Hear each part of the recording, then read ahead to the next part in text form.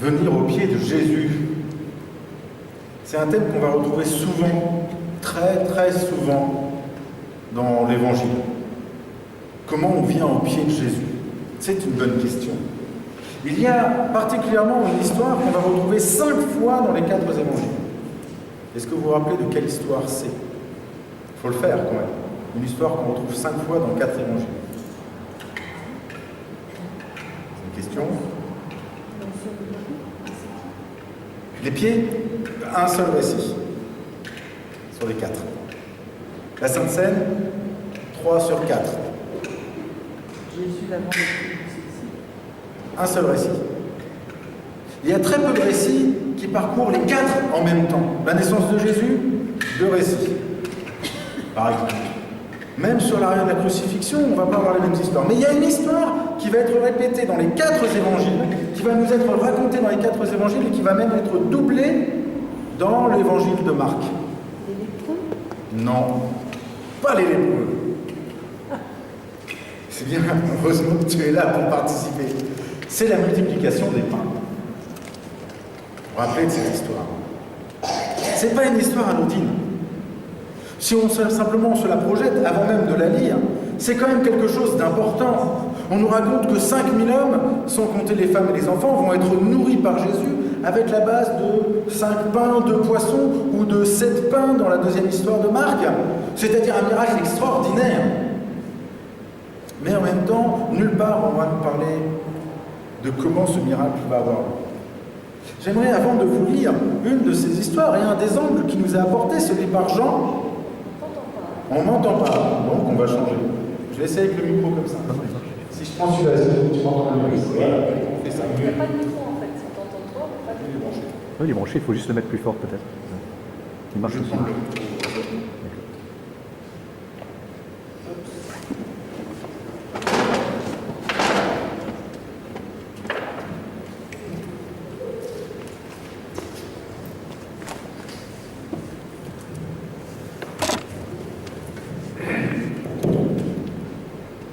Voilà. Ce miracle, il arrive dans un contexte très particulier. Justement parce qu'il y a une quantité de foule qui vient jusqu'à Jésus.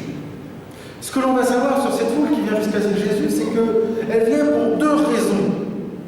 La première, c'est parce qu'elle a pu vivre directement de la part de Jésus un enseignement.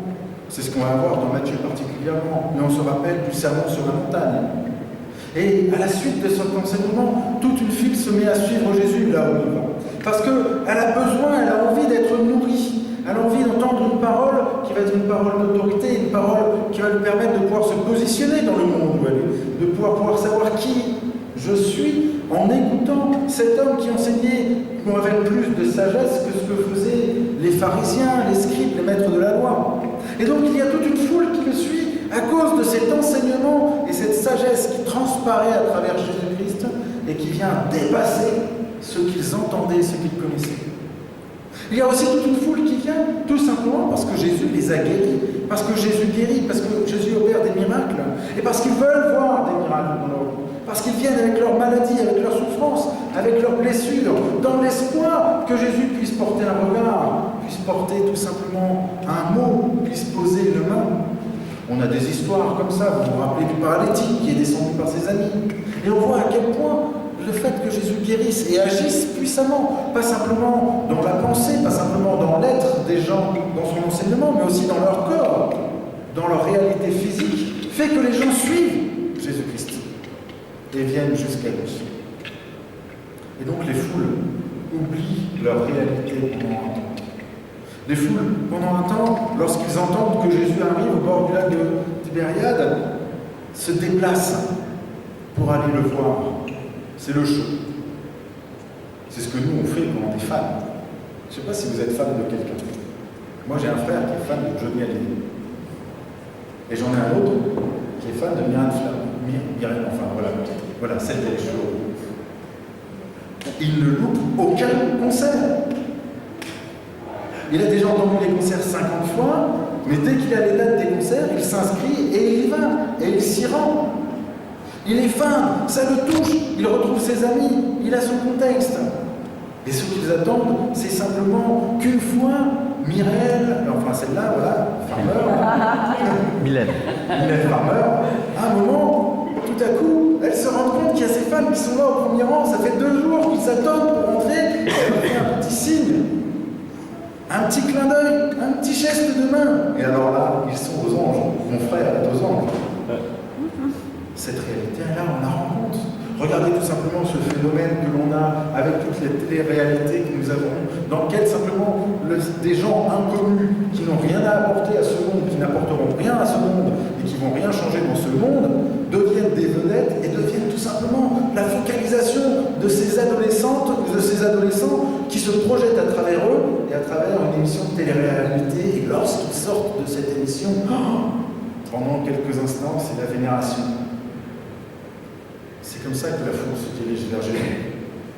Plein de bonnes raisons, plein peut-être de mauvaises raisons, mais qu'importe, elle est attirée par cet homme. Amen. Elle vient vers cet homme. Alors voilà, je vais vous lire maintenant le récit. On va le prendre dans Jean 6. Après cela, Jésus alla sur l'autre rive de la mer de Galilée, la mer de Tibériade. Une grande foule le suivait, parce qu'elle voyait des signes qu'il produisait sur les malades. Jésus monta sur la montagne. Là, il s'assit avec ses disciples. Or, la Pâque, la fête des Juifs, était proche.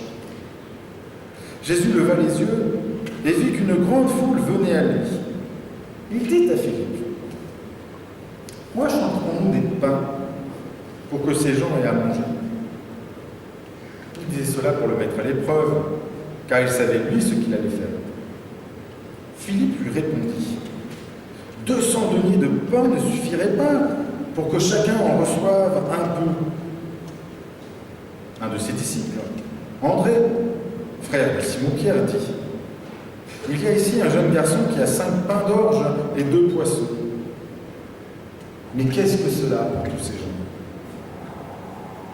Jésus dit, « Faites installer les gens. » Il y avait beaucoup d'air dans ce lieu. Ils s'installèrent donc, en nombre d'environ 5000 hommes. Jésus prit les pains, rendit grâce et les distribua à ceux qui étaient là. Il fit de même pour les poissons, autant qu'ils en voulurent. Lorsqu'ils furent rassasiés, il dit à ses disciples, « Ramassez les morceaux qui restent pour que rien ne se perde. » Ils les ramassèrent donc. Ils remplirent 12 paniers avec les morceaux des 5 pains d'orge qui restaient à ceux qui avaient mangé.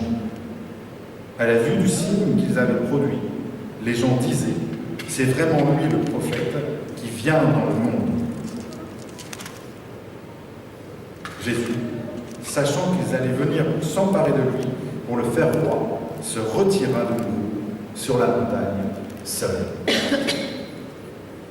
Seigneur Jésus, pourquoi tu ne nous as pas donné la recette de ce miracle?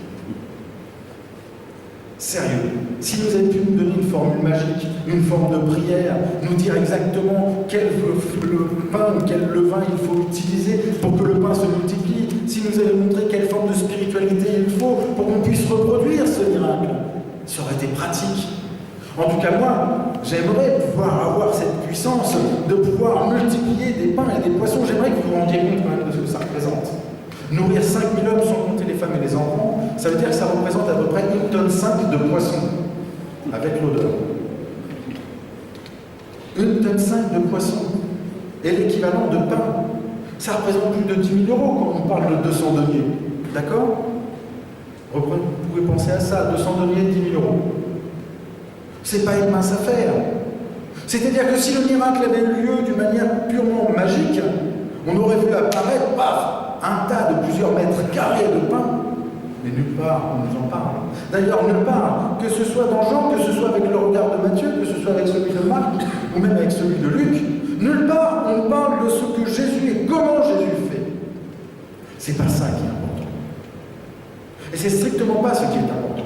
Pourtant, moi, je suis souvent attiré par les recettes.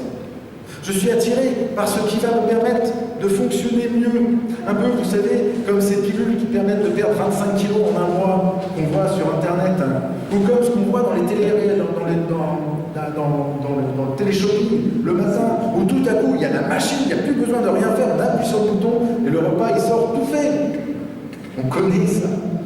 Le robot magique, l'aspirateur magique, on attend la recette magique, où tout à coup on a un économiste qui se met à nous parler à la radio, à la télévision pour nous dire que ça y est, on a trouvé la solution, l'équation qui va nous permettre de sortir de la situation dans laquelle on est. Nous recherchons des recettes, nous recherchons des miracles, nous recherchons la manière pour obtenir du miracle. Combien de fois dans nos propres vies, nous croyons et nous pensons que c'est en faisant certaines choses qu'on va obtenir certaines autres choses. À travers notre jeûne, quand tout à coup, dans nos propres vies, nous rentrons dans une période de jeûne. Souvent, c'est parce que nous espérons et nous croyons qu'à travers cette action, Dieu va nous donner quelque chose en retour. Ça s'appelle une recette magique. Nulle part dans tous ces miracles, on nous dit comment Jésus fait. Par contre, on va nous apporter 4 éclairages différents, à travers Matthieu, à travers Marc, à travers Luc et à travers Jean, sur ce miracle. Et c'est ce que j'ai envie de visiter avec vous aujourd'hui. Il y a certes la foule qui est venue, comme je vous en ai parlé tout à l'heure, parce qu'elle avait sa propre attente, parce qu'elle avait cette aspiration à être enseignée, à être guérie, à être touchée, à être bénie par Jésus-Christ, mais il y a aussi les disciples qui sont là. Et les disciples, ils viennent d'un autre contexte. Les disciples, juste avant, ils sont partis partout en Galilée. C'est ce qu'on appelle le premier envoi des disciples, des 12. Il y en aura 2. Il y a celui-là, et ensuite le deuxième, c'est celui des 70. Ils vont être partis 2 par 2 pour simplement annoncer Jésus-Christ partout dans la Galilée et accomplir des signes. Et eux aussi, bénir les hommes et les femmes qui sont autour d'eux. Bénir de 2 manières différentes, par l'enseignement et l'annonce de Jésus-Christ et par les signes miraculeux qui accompagnent cela. La guérison, les démons qui sont chassés. Et les hommes et les femmes de toute la région vont entendre le Christ, pas simplement par le message que le Christ a annoncé, pas simplement par les miracles que le Christ a fait, mais par tous ceux que les disciples ont fait. Et là, j'imagine le retour. Et le retour, on nous en parle très bien dans Marc ou dans Luc. Vous reprendrez les passages, d'accord? Les disciples, ils sont galvanisés par ce qu'ils ont vécu. Ils ne sont pas simplement partis en trouvant des portes fermées. Ils sont partis et ils ont vu qu'eux-mêmes étaient porteurs de la réalité du Christ. Et que les gens étaient touchés par le Christ à travers eux. Et ils reviennent galvanisés, remplis d'une force énorme, qui est là en disant, on a vécu et on a fait de grandes choses. Certains pensent tout de suite à la fois où avec l'homme, avec son fils qui n'est pas guéri, mais c'est là l'envoi des 70. Et ils ont envie de partager ça. Et ils sont pleins de cette joie. Et il y a cette foule qui est là, et eux, ils n'ont qu'une envie, c'est d'avoir un peu de temps avec Jésus-Christ pour faire un retour sur ce qui s'est passé. Vous savez, c'est un peu comme quand tout à coup, on a beaucoup donné dans son clos, on a beaucoup donné dans une association, quand tout à coup on a réalisé quelque chose, on a besoin de prendre du temps avec ceux qui nous sont proches pour pouvoir le partager. Ça, c'est ce que les disciples veulent vivre. C'est ce que Marc remet en avant. Mais il y a un autre événement qui vient de se passer aussi. Pendant que les disciples sont partis partout en Galilée, Hérode va faire assassiner Jean-Baptiste. C'est pas n'importe qui, Jean-Baptiste. Jean-Baptiste, c'est le cousin de Jésus. Jean-Baptiste, c'est la famille de Jésus. Jean-Baptiste, c'est le premier qui a annoncé Jésus-Christ. Jean-Baptiste, c'est le premier qui était à la place des 12 dans leur réussite, mais qui cette fois-ci va mourir à cause de cela.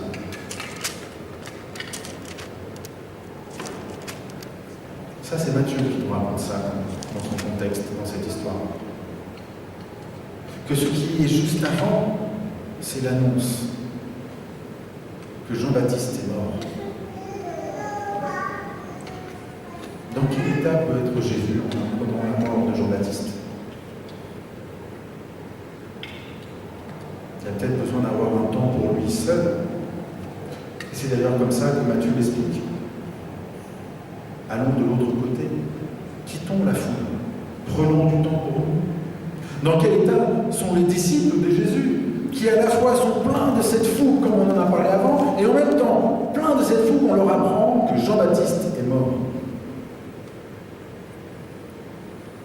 Vous rentrez chez vous avec une joie énorme à cause d'une promotion au travail, et on vous apprend que votre cousin vient de mourir dans un accident de voiture. Ça fait beaucoup d'émotions. C'est une vie qui, mine de rien, passe d'un état à un autre. Un état de pleine exaltation à un état de tristesse, de peur, d'inquiétude, d'incompréhension, d'injustice. Surtout la manière dont Jean-Baptiste est mort. C'est totalement injuste. Il est mort à cause de la conspiration d'une femme, à cause du désir malsain d'un homme pour sa belle-fille. Il n'est pas mort à cause de ses idées. Il est mort à cause de la perversion d'un homme ou des hommes. Il n'y a pas plus injuste. À la limite, si Jean-Baptiste était mort pour ses idées, on aurait pu trouver un sens, une justification. Comme un grand martyr, non. Il est mort parce que c'est un jeu de séduction et parce qu'un homme désire sa belle-fille. En la voyant danser. C'est dans cet état d'esprit que les disciples vont se retrouver et que Jésus va se retrouver. Mélangés dans des sentiments paradoxaux. Surtout que dans les disciples, vous vous rappelez qu'il y en a qui étaient des disciples de Jean-Baptiste. Alors oui, Jésus leur dit, venez avec moi, on va de l'autre côté. On va aller sur l'autre rive. On va prendre un temps pour nous, on va prendre un temps pour se ressourcer, on va prendre un temps pour se recentrer, on va prendre un temps pour retrouver le sens des choses. On va prendre un temps pour pleurer, on va prendre un temps pour du silence, on va prendre un temps seul pour pouvoir se reconstruire, pour pouvoir faire le point sur chaque chose. Mais la foule ne l'entend pas comme ça. Alors que les disciples partent, vont rencontrer avec Jésus sur la barque, la foule va là suivre Jésus. Et elle, la foule, elle s'en moque de savoir que Jean-Baptiste est mort. La foule, elle s'en moque de savoir que les disciples n'arrivent pas à gérer leurs émotions entre leur réussite, leur peur, leurs craintes, leurs aspirations, leur joie et leur terreur. La foule, elle s'en moque de savoir que Jésus-Christ vient de perdre un de ses membres, des membres de sa famille, d'une manière complètement injuste. Parce que la foule, elle est centrée sur son besoin à elle. Et là, il y a quelque chose d'assez extraordinaire que l'on retrouve dans Matthieu, dans Marc, dans Luc, et que l'on voit aussi dans Jean. C'est tout à coup l'inquiétude que les disciples vont avoir de cette foule. Et ça nous montre quelque chose d'important chez les disciples. C'est qu'il y a quelque chose qui s'est transformé en eux déjà. Les disciples vont s'inquiéter de cette foule. Seigneur Jésus, fais repartir cette foule. Cela fait déjà 3 jours qu'ils nous suivent. Ça, c'est dans le 2e récit de Marc. Où cela fait longtemps qu'ils nous suivent et ils n'auront pas de quoi se nourrir, ils n'auront pas de quoi manger. Nous sommes loin de tout. Il faut qu'ils aient le temps de rentrer chez eux ou de retrouver un endroit où s'abriter, où se nourrir, ou tout simplement prendre soin d'eux-mêmes. On a ce souci-là. On pourrait avoir le calcul de se dire c'est un moyen pour les disciples de battre et de dire voilà, Jésus, bon, la foule c'est fini, c'est un peu un temps pour nous. Mais j'aime voir dedans aussi la transformation des disciples à travers le voyage qu'ils ont déjà fait avant. Qui est de se dire mais cette foule maintenant, nous ne pouvons plus la gérer. Mais nous voyons son besoin. Et ce besoin nous dépasse. Alors Seigneur Jésus, il faut que tu fasses quelque chose. Renvoie cette foule pour qu'elle puisse se nourrir. Et vous vous rappelez pourquoi la foule était venue voir Jésus? Parce qu'elle avait besoin d'être nourrie. Et là, Jésus va répondre quelque chose de terrible. Matthieu, Marc, Luc, vous reprenez les passages. Il va leur répondre, donnez-leur vous-même à manger. Ce n'est pas la réponse que j'aurais attendue. Personnellement, dans ces moments de détresse, ces moments où je suis prisonnier dans mes différents sentiments, dans lesquels je suis à la fois dans l'action et dans la réception d'informations qui sont douloureuses, dans lesquelles je ne sais plus comment me positionner, la réponse que j'attendrai de Jésus-Christ pour moi-même, c'est « T'inquiète pas, je gère. Repose-toi, je m'en occupe. Je suis là, je vois à quel point c'est difficile en ce moment, il n'y a pas de souci. Je vais prendre soin de toi, je vais m'occuper de la foule. » C'est ça, moi, que j'attends de Jésus-Christ. C'est quand je suis fatigué, quand je suis prisonnier, quand tout va bien. Mais quand je ne comprends pas le sens des choses, ok Seigneur, je me décharge sur toi. Et on a suffisamment prêché sur l'importance de se décharger sur la croix. Mais à ce moment-là, qui n'est pas un simple moment, la mort de Jean-Baptiste, le retour de mission, Jésus-Christ leur répond, donnez-leur vous-même à manger. Par contre, ce qui est important, c'est que c'est un enfant. Et un enfant, vous vous rappelez ce que c'est au temps de Jésus? C'est insignifiant, c'est inexistant. Il n'y a pas de droit de l'enfant à l'époque. Et l'enfant ne va commencer à exister qu'à partir du moment où il va pouvoir, ou bien si c'est une fille, enfanter pour permettre des générations d'arriver, ou bien si c'est un garçon, de devenir un homme et de prendre la suite du travail de son père. Mais l'enfant en lui-même n'existe pas. Il est insignifiant. Et c'est ce qu'il y a de plus insignifiant qui va apporter ce qui va être nécessaire. Ce qui peut nous paraître le plus insignifiant des fois dans nos vies va être ce qui va être nécessaire pour nous. Jésus-Christ ne demande pas d'aller faire les fonds de caisse, il demande qu'est-ce que vous avez. Et voilà que les disciples apportent ce qu'ils ont. Pas grand-chose. Un enfant avec 5 pains, 2 poissons. Et là va apparaître le miracle. Le miracle, ce n'est pas Jésus qui dit « je vais multiplier ce que vous allez m'apporter ». Le miracle, c'est que les disciples osent apporter ce qu'ils ont, même si ce qu'ils ont est clairement non suffisant pour nourrir tout le monde. Voilà. Je t'apporte les 5 pains et les 2 poissons. Je fais ma part. J'ai entendu cet appel, c'est ma responsabilité que de nourrir cette foule. Eh bien, je peux la nourrir avec quoi? Eh bien, avec ce petit enfant qui a 5 pains et 2 poissons. Et je t'apporte ces 5 pains et ces 2 poissons. Et là, on ne sait pas comment. Jésus-Christ prononce une prière, comme on prononce pour tous les repas certainement, ou peut-être parce que c'est une introduction de Shabbat. Qu'importe, on ne sait pas. Et la foule est nourrie. Comment? On ne sait pas. Par quel moyen? On ne sait pas.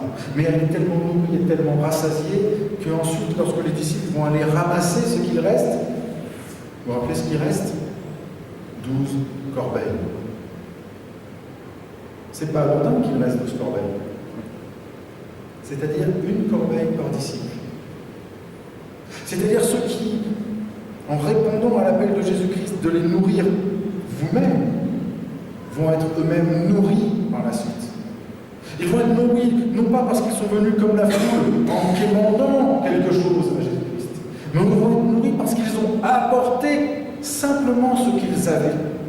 Et que Jésus-Christ va opérer ce miracle extraordinaire que de multiplier ce qu'ils apportent. Que de le rendre fructueux. C'est un peu comme l'histoire de la graine de blé qui tombe en terre. Si la graine ne meurt, elle ne peut pas produire de fruits. Et avec une graine, on trouve ensuite un épi qui fait 10, 30 ou 100 autres graines. Mais si on ne met pas d'abord une graine, on n'obtient rien. Au jour d'aujourd'hui, cette histoire, elle me parle encore.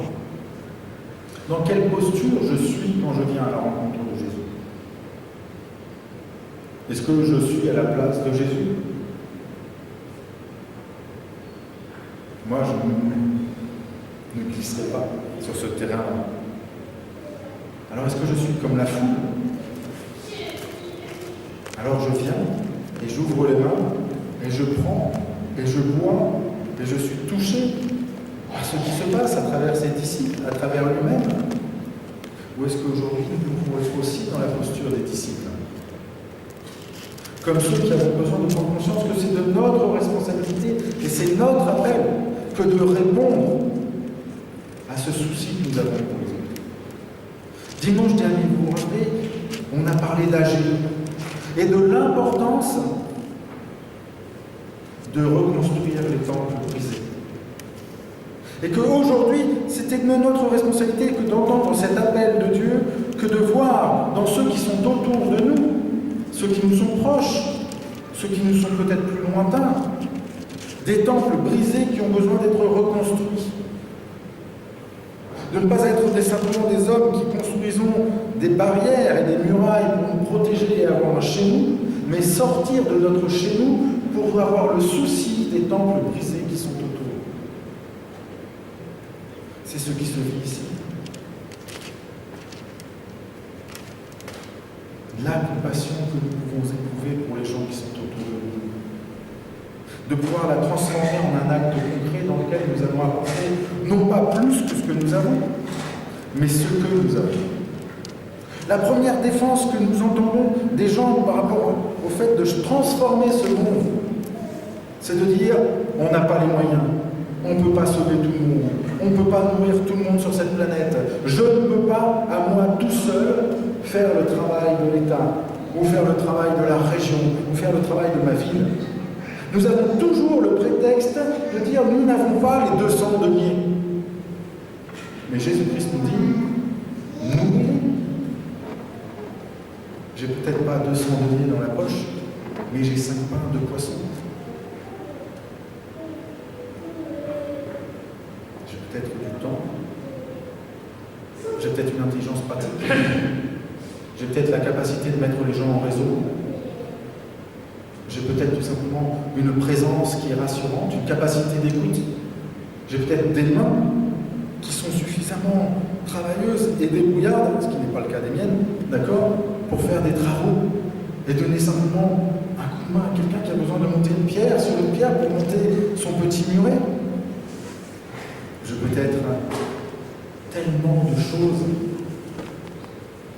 Moi, je peux les considérer comme insignifiantes. Je peux me considérer comme insignifiant. Qu'est-ce que moi je peux faire dans ce monde? Mais dans cette histoire, c'est un enfant qui apporte ses 5 pains et ses 2 poissons. C'est ce qui est considéré comme insignifiant qui va faire la différence. Comment nous, aujourd'hui, nous allons répondre à l'appel du Christ dans nos vies? Est-ce que nous allons perpétuellement être une foule qui suit Jésus-Christ parce que nous voulons simplement être bénis, remplis de lui, nourris de lui, parce que nous sommes en quête de miracles, parce que nous sommes en quête de reconnaissance et de sens, ce qui est bien? Ou est-ce que nous allons devenir des disciples? Des disciples qui prennent le sens de notre responsabilité dans apporter à ce monde ce qui va lui être nécessaire pour se reconstruire.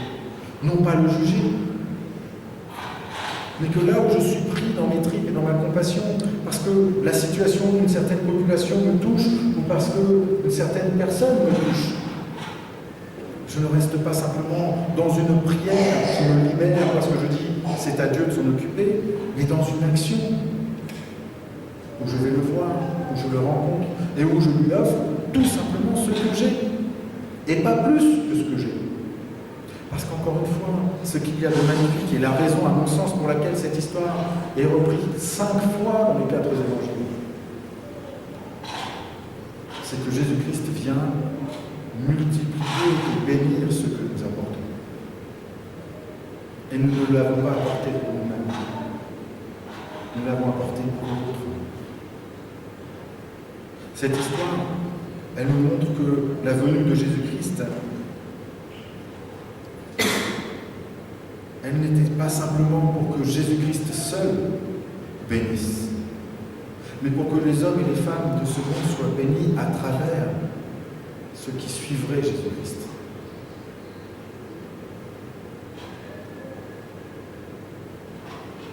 On va prendre la Sainte Seine.